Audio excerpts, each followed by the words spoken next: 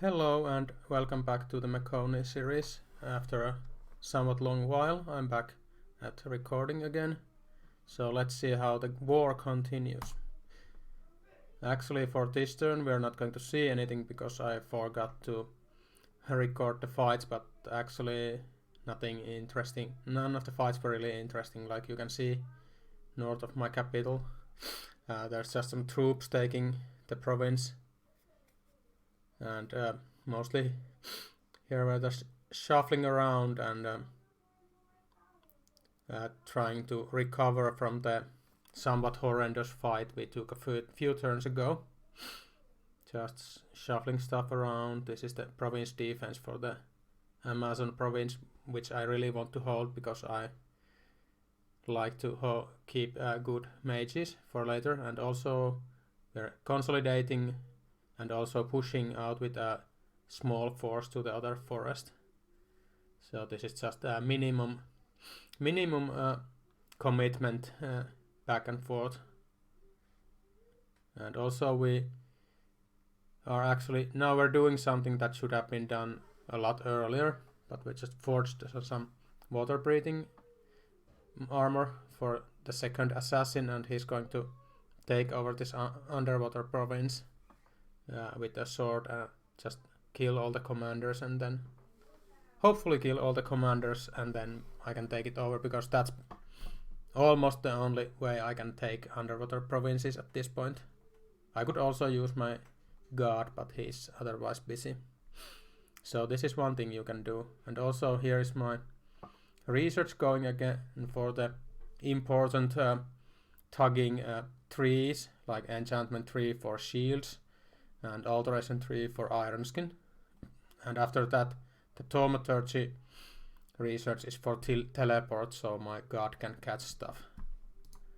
And here there was some actually let's back it up a little bit. We can see one interesting trade coming through. So I was making some diplo and trading a dwarven hammer for Ring of Regen and some extra gems from TNN. That is going to come in very, very handy soon. But we shall see. And also I found a stone circle that would let me recruit mages from a province that already has a better mage to recruit. But it's still nature gems. Here my assassin gets stabbed once, but wins the day. He actually got hit in the head and muted. But giant assassins are quite good. And here my heroic band of beginning army brothers are still going strong and taking provinces. But here I miscalculated and I thought I'd take this province, but my enemy read my move and moved everything there, so I lost two turns worth of troop recruitment again due to this.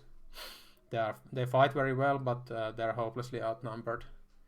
So it's again, I'm repeating stuff, but they're killing like their own number of troops even in this situation where they're outnumbered 10-1.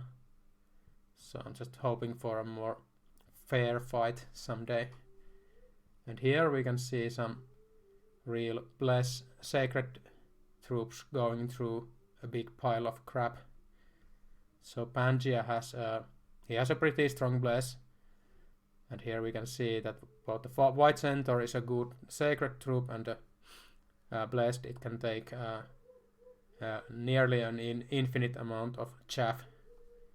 Like monkey undeads are not very strong. The sacreds are quite good, but both the undead stuff and the imps and all that stuff, it's not even going to touch these centaurs.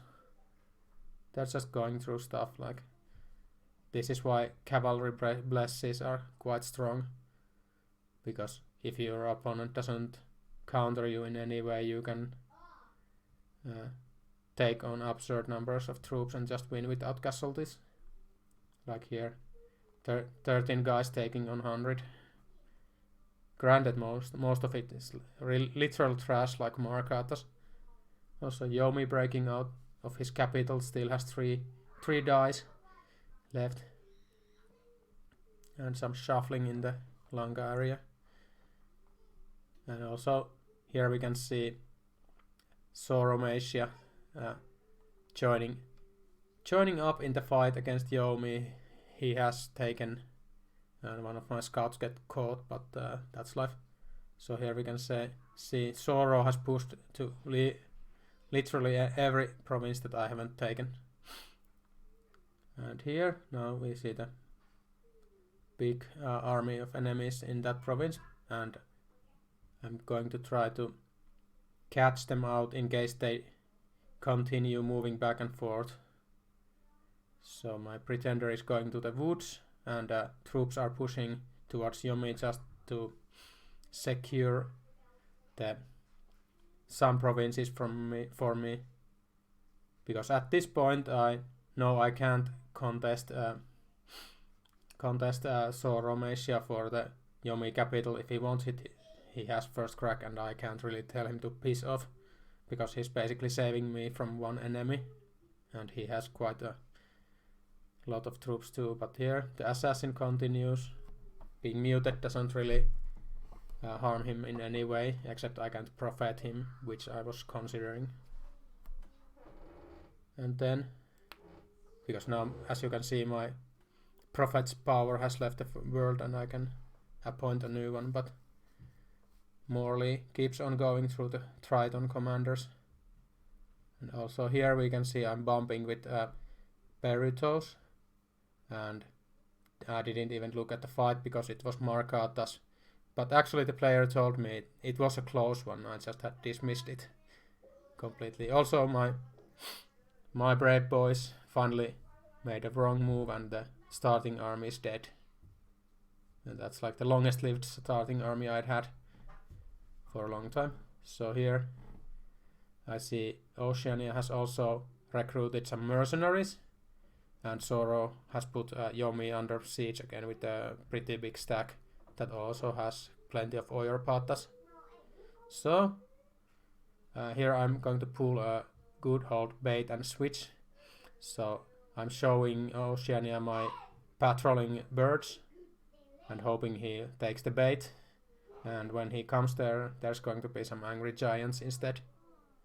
And Morley keeps assassinating, and I'm still wondering why Oceania hasn't invaded my capital yet, because I just lost all my troops again. I would have pressed the advantage straight away, but this guy is really careful. And of course the very important renaming of commanders, and I have to remember what colors are no longer alive. But here I'm just keeping stuff. Yeah, there was already a pink commander, so he's purple. Just holding out, because overall it's not too bad, because I think Langa just chickened out of the fight really early and then actually lost his stuff to Indies when Pangaea was invading him, and now that Yomi is under siege, I finally can fight against Oceania 1-1. And here I'm just changing some research again, because not really, I won't get the teleport in time. Teleport would have been a good idea, so my guard could catch his troops when I wanted. And here we can see the fort being built on the Zoro and next to the throne in the southwest. Contrary to what usual advice is, don't fort the high population provinces because of the unrest, but I just had to do it for strategic reasons, because that's a choke point and I want to keep it. So here is my army for trying to fight into Oceanian troops, so changing the script from fighting Dionis. What else? there's not much to do, just looking around at the general view. And here we got one more scout out of this province, and might as well ping the province with the mounted commander. And here I double turn, so just checking in to see what kind of smart stuff there's going on in the mentor chat, as usual. And here we can see that now finally this happens, that Oceania is coming for my capital, and I have nothing but my province defense there that I had pumped up a little bit, but it's still not enough. They do some damage. Yeah, and if I had, I think he was probably careful, because if I had also would have had like 10 or 20 gigante troops to go with the PD, it would have been different. But here we can see he just lost his mercenaries and some centaurs. So here we can see that my trap worked, and he sent his literally quite crap undisciplined infantry into my gigantes, and now you can see the difference in troop quality. We have the satyrs coming in and getting routed almost immediately. So this was again, this was a win, but I also lost my capital, so I'm not getting any income this turn. And some false prophets, and we are under siege in Mekone for the first time in this game. So I can try. I get no income, so this is quite a hurtful turn. My income was already quite low, but no. But here, funny thing, the enemy forgot to buy province defense, so my mounted commander on retreat recaptured the province. But I can. This is where I start my counter attack. So my troops are here, and they are ready to. I'm just transferring some items to the commander, who isn't going to fight. He's going to a safe province, and I'm pushing back. So troops are going back to the forest, and soon my god with the traded ring of regeneration, and he has all the necessary research done, so he can iron skin, and actually he's going to use iron skin and then astral shield first, so it gets off more likely, and then iron skin last. This is the most defensive setup for him, because the astral shield is going to stop attacks. And here he didn't find any more commanders, so the underwater province is ready to take. I'm just scouting to see how big Soro is, because he's getting a free capital from Yomi now that I worked for. And here there's I can see he also took underwater province with the tug. And E4 is there to build a temple and lab as soon as it's time.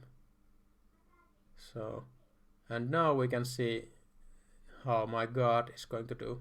So some of the centaurs are coming in straight, but they're slow, so he can still get his full 3 cast of buff cycle going on before they even reach him. And now he's all big and very hard to hurt, and also regenerates. So without regeneration this could have been very well too many troops for him.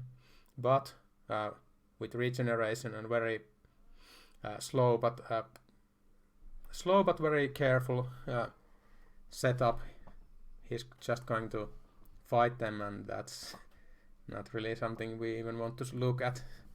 We can just skip it. It's literally just 5 minutes of listening to snakes and smacks. But eventually it gets to this point, and all the troops are out, because there was no way those normal troops were going to hurt him. We can see he killed like almost 70 troops, and some more were of course lost to the rout. And I have my capital back, which is grand. And also I'm taking the underwater province without commanders, so no contest. And also, well, this is just a ping. I'm seeing that there's decent size of PD here, and pushing back to the 1 PD province. So now the counter attack has begun. I have freed my capital, and my enemy also knows he cannot fight me outright, because we can do this fight like 10 times or 100 times and his troops are not going to win. And now I'm starting to plan how to push next to the coast, and for that reason we're going to forge 2 rings of water breathing for the commanders, because the Oceanian gimmick, one of their gimmicks is that they can do sort of special seduction on the coasts, and if the target cannot breathe water, they are automatically drowned. So the obvious counter to that is just forge some water breathing items, because the sirens are not that frightening in the fight. Like maybe small water elementals are nasty underwater, but then he has to gear them for actual fighting and not just drowning helpless victims like he did in early game. And here there's some more raiding, just a bunch of satyrs taking over province defense. Tribe province defense is no match. So he's still somewhat committed to raiding war, but on the other hand, he's falling back on a wide front. Everywhere else he's decided that this is not the fight he wants to take. So my new prophet is here, just checking out how much fatigue he gets from casting his buffs, and thinking about if he needs fire shield after Iron Skin. And also my pretender takes over this PD dump without much risks. I was hoping he would have had unled troops in either province that I could keep on killing, but he had leaders in both of them. And also this is the place where it would have been nice to have a thaumaturgy tree researched up, so I could have kept teleporting on his stack and killing them some more, but that was too much to ask. But instead we're just doing a low budget rerun of the fight previous turn. But here he's also contesting this same province that can recruit scouts. And Pangaea keeps on fighting Langa, which is very fine by me. And he also tries to take on my Amazon province. That's